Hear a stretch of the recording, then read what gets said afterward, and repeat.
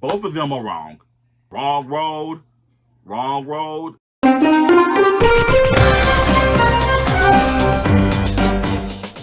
I may have put the camera away, but at the end of the day, I'm still the blueprint.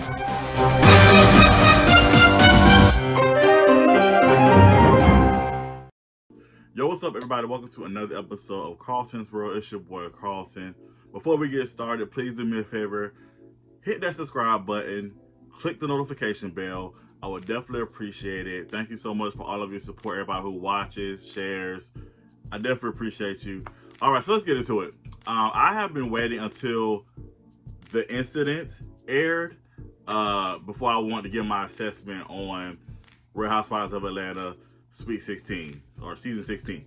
I've been wanting to wait till it happened, because for the last year and some change, we have been seeing this on the blogs and on Twitter and just everywhere about this incident that took place with Kenya and Britt Edie and all the other shenanigans, all the other stuff. So anyway, before I get to that, I want to start off with the beginning of Season 16. The first episode. I thought it was cute, like how they use Shamia as, like, again, the glue, the anchor. First of all, Shamia is a great, I want to say addition, because she's been on there, but it's great to see her in full cast member capacity. She has so much to offer. You can tell she's been taking the advice of Candy. She's definitely using this platform to promote all the other things all the other things that she has coming out. She has a new single out. She's doing the acting. So I believe that Shamia is definitely going to really use this opportunity to her advantage, and she's definitely going to be, again, we get to see who Shamia is for who she is. Her house is beautiful. Her and her husband's house, her family's house is beautiful, by the way.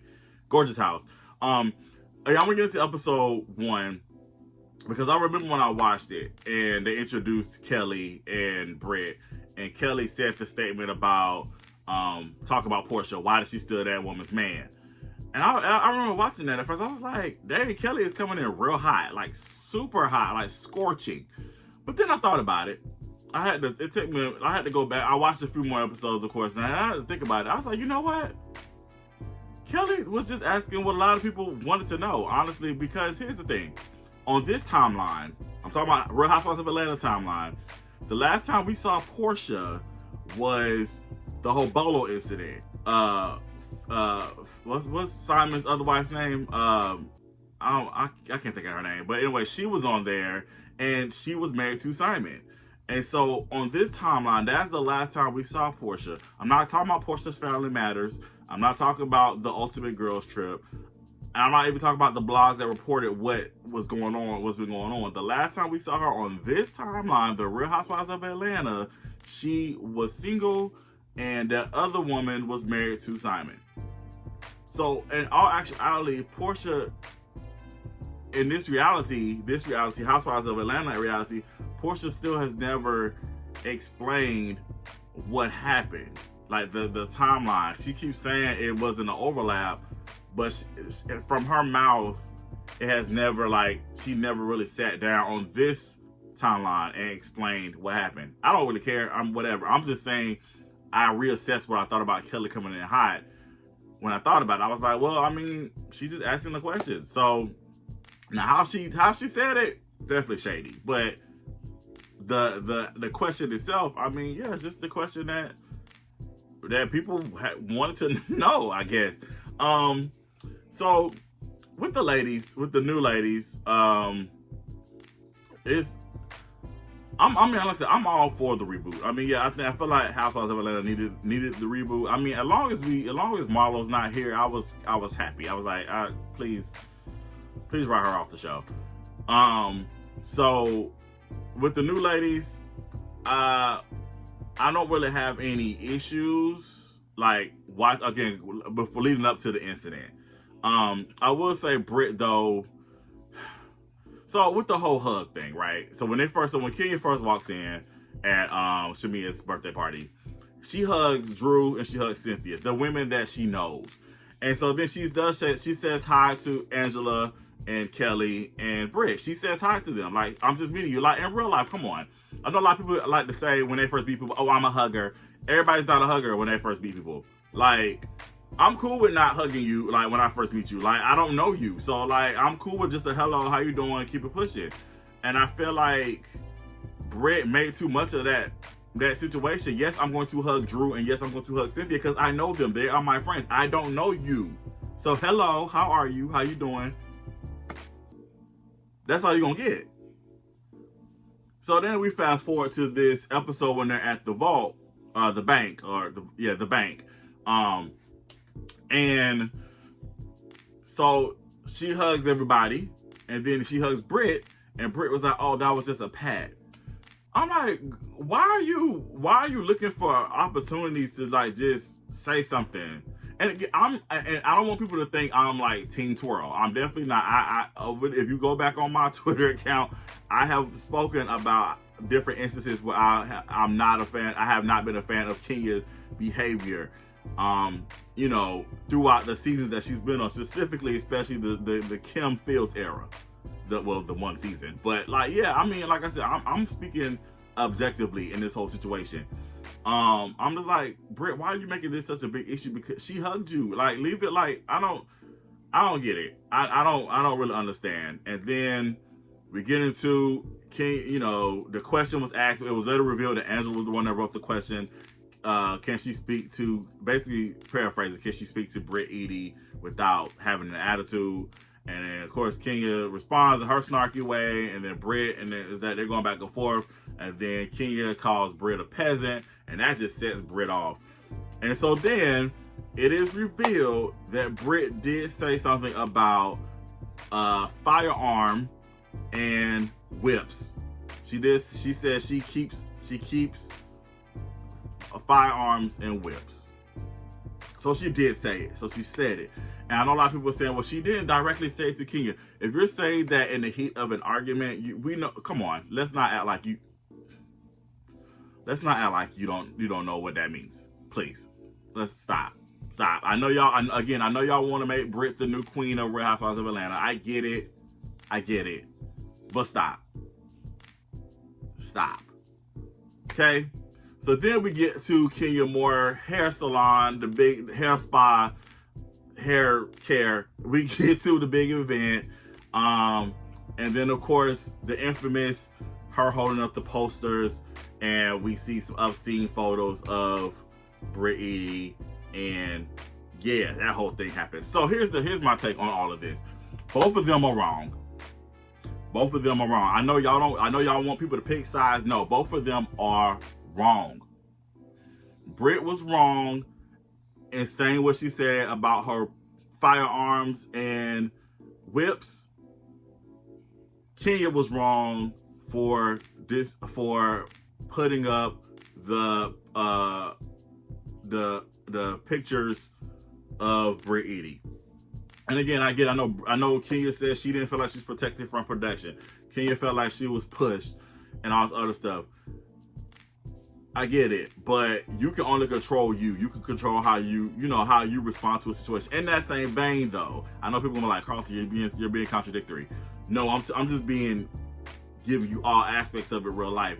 When you come at somebody, you cannot control how they respond to you. Not giving Kenya an excuse for what she did. What she did was wrong. I'm saying this on, like, if you're gonna, not like a lot of people watch this or listen, but if you're gonna take a sound bite or a video bite, I'm saying Kenya was wrong, but Britt was wrong as well. And I'm also saying, when you come for somebody, or when you attack somebody, or when you say something crazy to somebody, you cannot control how they respond to you. However, in that same vein, you control how you respond to somebody. So I'm with Cynthia. I wish that Kenya would not have used that event to do what she did. This was about Kenya Moore hair care, Kenya Moore hair salon, Kenya Moore hair spa, whatever. This was your moment. That's how you stunt on niggas.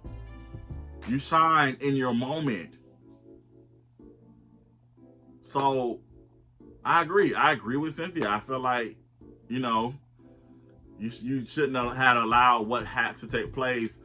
And now that whole what you did is now overshadowing the event.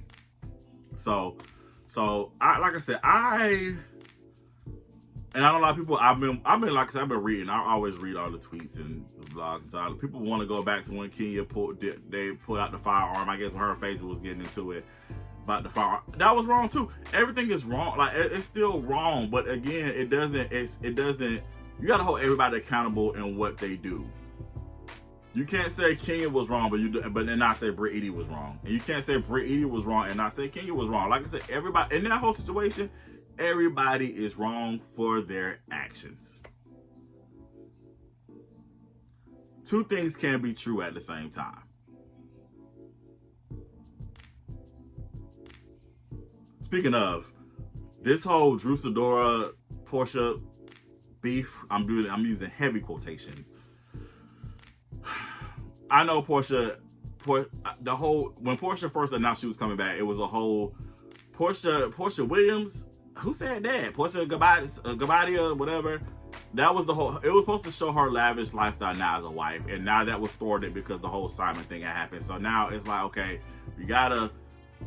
Portia gotta get in where she fit in, and I guess this whole thing with Dennis is like, all right, this is what we got. Again, two things can be true at the same time. I do believe that that Dennis was there for Drew Sidora during, they're both going through their whole thing. But at the same time, I agree with Shamia. Drew Sidora is well known in this industry. She could have worked with anybody to do her music. It just, even if your intentions are pure, this whole thing looks messy. Please acknowledge the fact that it looks messy. That's all you gotta do. Acknowledge that this whole thing looks messy. Portia was your friend, and you're going by, and you're working with her child's father and not notifying her about it. You saying you did, Portia saying you didn't. Dennis is going with the wind. Like I said, just acknowledge that the whole thing is messy. Just be honest about that the whole thing is a hot mess. By the way, the EP is actually, the album, it was an EP album. It's pretty good, actually. It's actually a good body of music. I've listened to it a few times. I have my favorite tracks. I can't think of them off the top of my head right now, but like I said, y'all go stream that. Shamia also too, Singles is a bop, so definitely go stream that as well. Some good music. That's what you're supposed to do. Use the platform to promote the other businesses and other things that you have. That's what I love about Candy. That's what I miss about Candy. Candy always just set a goal. Like she would be working on something. By the end of the season, it's accomplished or is near there. And Candy knew how to use the platform. We already knew who Candy Burris was before Housewives, but it's like she capitalized on this platform and built her empire and what she's doing now. Candy's just doing such amazing things. I miss her on the show, but at the same time, it's like, I get it. You want to move on and do other things. So, man, shout out to Candy. I want to meet her one day. I really want to meet her, and I want to interview her and Todd. Like, that's they're on the dream list to be interviewed. That would be dope. But anyway, back to Housewives. So yeah, so let's dead this whole Portia Drew thing. Like, please get rid of this storyline. But back to but then with the whole, so the still not sure if Kenya left or was fired. We know filming was suspended, but we're not. I'm not sure. I'm not sure on the clip. I'm not clear if she was suspended or fired. But here's the thing: if Kenya was fired, Britt should have been fired too. Also, with that being said, in the same vein, we're promoting that Phaedra's coming back. And again, I'm not on the Phaedra hate train either. Like, again, I don't like or dislike Phaedra. But what she did when she put those false accusations or false rumors out about Candy, about what she said and all the other stuff, it's like now, like, so we're trading in somebody who showed illicit pictures, trading her in for somebody who spread false illicit lies. False lies, that's the same thing. I just basically said the same thing. Anyway, you know what I mean. Right? So it's like, what are we doing? what are we doing? Candace from former Real Housewives of Potomac said it best. What she said, the post is always moving, the line is always moving. The line is always moving. Okay. It is. It's constantly moving. It's constantly moving on these shows. It really is. But that's all I got. I just want to reiterate that you can't. And this is what I liked about Cynthia. Cynthia, even though she loves Kenya and that's her friend, she still held her friend accountable. She still said, "Hey, I don't agree with what you did. I wish you wouldn't have went down that road." What post used to say? Wrong road. Wrong road. Wrong road. Wrong road. Like, yeah, that was, I appreciate. And so as viewers, you can be a fan of somebody, but you can still not agree with what they did. So it's okay to be a fan of Kenya's and say, "Oh no, Kenya, you shouldn't have did that." Or you can be a fan of Britt Eady and say, "Oh no, Britt, no, you shouldn't have did that."